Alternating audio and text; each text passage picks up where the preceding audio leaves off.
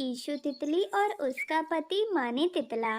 मानी तितला की तबीयत खराब है और डॉक्टर ने कहा है इलाज पर काफी पैसे लगेंगे। इतने पैसे इन दोनों के पास नहीं हैं, इसलिए ये दोनों आजकल काफी परेशान हैं। मानी तितले, तुम्हारा इलाज करवाना है और हमारे पास पैसे नहीं हैं। मैंने ये सोचा है क्यों ना मैं कोई नौकरी कर लूं जिससे पैसे कमाकर तुम्हारा इलाज करवा पाऊं। इसलिए मैं आज जंगल में नौकरी ढूंढने जा रही हूँ। तुम अपना बहुत ख्याल रखना, मैं जल्द ही लौट आऊंगी। फिर ईशु तितली जंगल में नौकरी ढूंढने निकलती है, लेकिन शाम हो जाती है और उसे कोई नौकरी नहीं मिलती। फिर वो थक हार कर नदी किनारे बैठ जाती है। अरे, मुझे पैसों की जरूरत है लेकिन हमारे जंगल में कोई भी नौकरी नहीं है। अब क्या नौकरी करने के लिए मुझे दूसरे जंगल या फिर शहर जाना पड़ेगा। लेकिन मैं अपना जंगल छोड़कर तो नहीं जा सकती क्योंकि मेरा पति बीमार है। अगर मैं शहर चली गई तो मेरे पति का ख्याल कौन रखेगा। तभी वहाँ राजू मच्छर और नीमो मच्छरी आ जाते हैं। ये दोनों ईशु तितली के मालिक मकान हैं। देखो ईशु तितली, तुमने पिछले 3 महीनों से घर का किराया नहीं दिया। मैं ये जानती हूँ तुम्हारा पति बीमार है, लेकिन ईशु तितली, इसी किराए के पैसों से तो हमारा घर चलता है। अगर तुम किराया नहीं दोगी तो हम अपना घर कैसे चलाएंगे। मेरी बहन, जल्दी से कुछ करो और हमें घर का किराया दो। अरे नीमो मच्छरी बहन, मेरा बस चले तो मैं आपको अभी किराया दे दूं, लेकिन मैं क्या करूं, मैं बहुत मजबूर हूँ। मैं तो आज भी नौकरी ढूंढने निकली थी, लेकिन मुझे अपने जंगल में कहीं कोई नौकरी नहीं मिली। नीमो मच्छरी बहन, मुझे जैसे ही कोई नौकरी मिलती है मैं आपका किराया भी दूंगी और अपने पति का इलाज भी करवाऊंगी। अरे अरे ईशु तितली बहन, इस जंगल में तो आपको कोई नौकरी नहीं मिलेगी। अगर आपको इस जंगल में रहकर पैसे कमाने हैं तो आपको कोई अपना कारोबार करना पड़ेगा। फिर ईशु तितली वहां से चली जाती है और एक पेड़ पर जाकर बैठ जाती है। ईशु तितली को उदास बैठा देख ईशु तितली की माँ भी वहां आ जाती है। अरे बेटा ईशु तितली, क्या बात है, इतना उदास तो मैंने तुम्हें कभी नहीं देखा। अरे माँ, आप तो जानती हैं मैं मानी तितले के इलाज को लेकर ही इतनी परेशान हूँ। ऊपर से आज मालिक मकान ने भी मुझे कह दिया कि 3 महीने का किराया नहीं दिया मैंने। माँ, मैं ये जानती हूँ, उन बेचारों के पैसे देने हैं मैंने, उनकी बात भी सच है, पर मैं क्या करूँ। माँ, मैं आज नौकरी ढूंढने गई, मुझे कहीं नौकरी नहीं मिली। मालिक मकान राजू मच्छर कह रहा था अगर मुझे इसी जंगल में रहकर पैसे कमाने हैं तो मुझे अपना कारोबार करना चाहिए। अरे हाँ बिटिया, वो ठीक ही तो कह रहा है, तुझे अपना कारोबार करना चाहिए। हमारे जंगल में तो कोई नौकरी नहीं मिलेगी। बेटा एक काम करो, तुम अपना ढाबा खोल लो।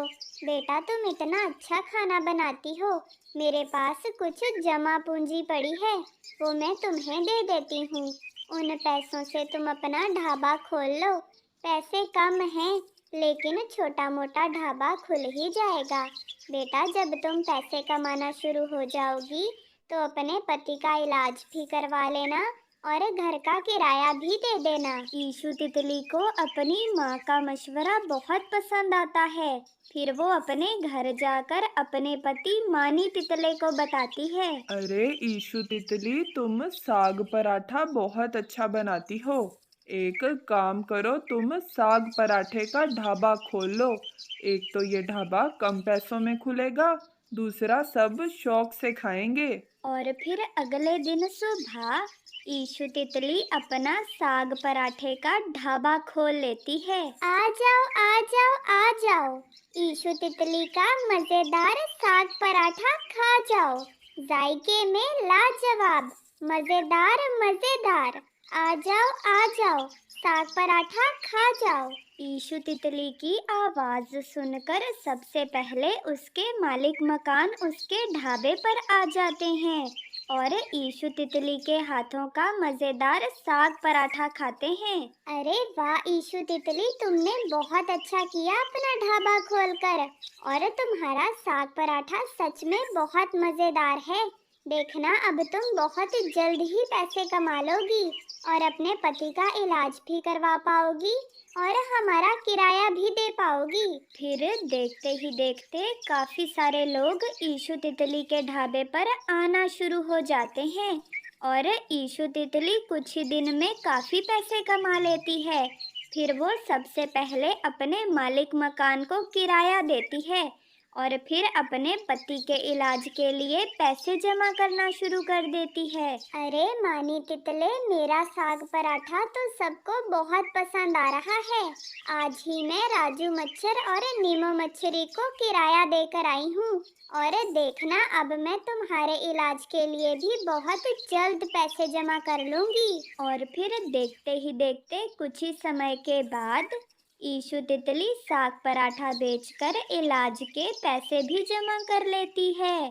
फिर वो अपनी जंगल की डॉक्टर के पास जाती है और डॉक्टर से कहती है कि वो उसके पति का इलाज शुरू कर दें। ईशु तितली, मैं कल से ही मानी तितले का इलाज शुरू कर दूंगी और तुम देखना वो कुछ ही समय में बिल्कुल ठीक हो जाएगा। और फिर ऐसा ही होता है।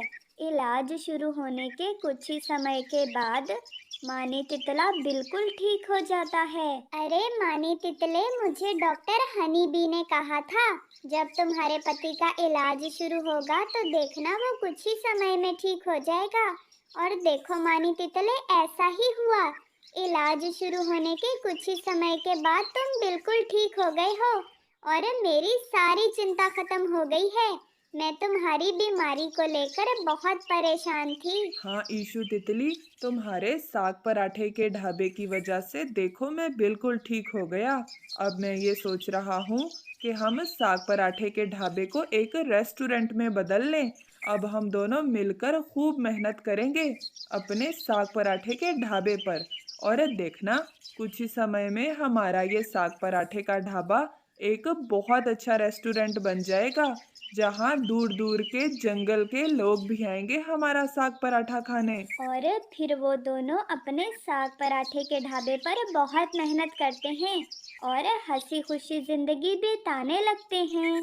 प्यारे दोस्तों, आपको हमारी ये कहानी कैसी लगी? अगर आपको हमारी ये कहानी अच्छी लगी हो तो हमारे चैनल को सब्सक्राइब कर लें।